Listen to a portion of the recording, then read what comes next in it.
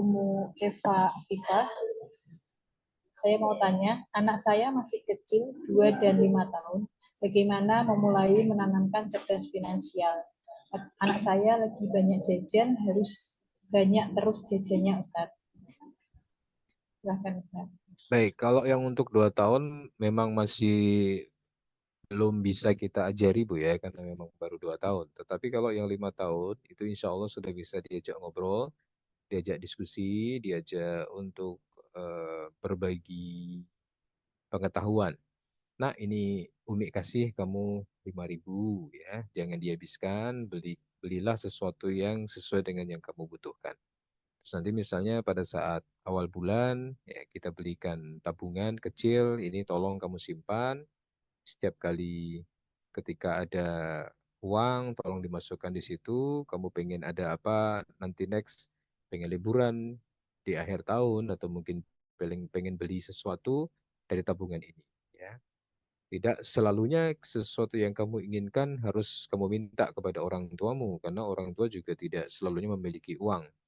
Makanya berhemat di dalam makan, berhemat di dalam kebutuhan, beli barang sesuai di kebutuhan aja, bukan kebutuhan untuk sesuatu yang sifatnya beli hal-hal yang tidak penting. Maka di usia 5 tahun ketika misalnya diajak ke tempat mainan, kadang anak minta izin itu sudah bagus sih Bu ya. Misalnya, Umi boleh nggak beli ini? Coba lihat kamu harganya berapa gitu. Kira-kira dengan harga segitu mendapatkan barang seperti itu worth it nggak? Sesuai atau enggak? Coba beli sesuatu yang sesuai dengan harganya. Jangan boros, jangan berlebih-lebihan, tapi gunakanlah uang kamu dengan bijak. Ya. Jadi anak kalau sudah usia 5 tahun, insya Allah ya, meskipun agak merengek, agak nangis, tapi dia punya kapasitas untuk diajak ngobrol dan diajak rembukan persoalan dengan uang. Silakan.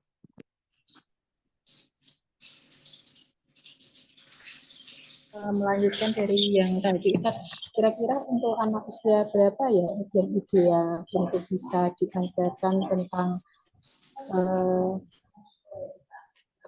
pengaturan finansial itu? Ya, memang kalau dilihat dari penguasaan ya, penguasaan dalam artian bahwa akal mereka sudah sempurna ataukah belum, itu memang di usia-usia SD itu dia belum diberi kepercayaan untuk memegang uang yang lebih. Kecuali kalau nanti dia memang sudah dewasa ya, umur 17, dia bisa mengelola keuangan dengan lebih baik. Dan usia di bawah 17 itu anak juga tidak dituntut untuk menghasilkan uang sendiri.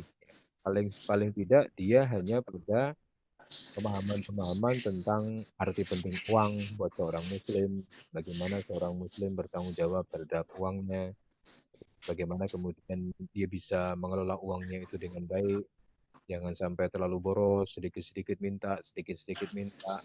Ya. Misalnya penanaman bahwa setiap apa yang kita dapatkan dari Allah nanti dimintai pertanggungjawabannya, tidak boleh asal kamu punya, kemudian kamu bebas menggunakannya, tidak. Nah, baru nanti ketika umur umur 17 atau umur-umur ketika dia sudah mondok sendiri, ke pesantren sendiri, apakah usia SMP ataukah usia SMA, nah kita coba sedikit-sedikit ya. Makanya Ali bin Abi Thalib mengatakan kalau sudah usia 12 ke atas, ya latihlah dia menjadi leader. Kasih amanah, pantau dari jauh, ya, kemudian tegur ketika salah, apresiasi ketika dia melakukan sesuatu yang baik. Maka misalnya, nah ini kamu 1 bulan, kamu di pondok, Umi kasih uang sekian, ya. Tolong nanti hilang sama Umi, digunakan untuk apa saja, jangan boros-boros, tapi juga jangan terlalu hemat. Uang ini kita gunakan untuk membantu urusan-urusan kamu selama kamu di pondok. Nanti sambil kita pantau, oh ternyata kok anak ini terlalu boros ya, atau mungkin bahkan kebalikannya, kok anak ini terlalu hemat ya. Kita kasih masukan ya. Kalau memang itu kamu butuhkan dan itu bermanfaat buat kamu dan tidak terlalu over, ya silahkan dibelanjakan saja. Tapi kalau sekiranya kamu tidak butuh, ya kamu tidak perlu membelinya. Seperti itu.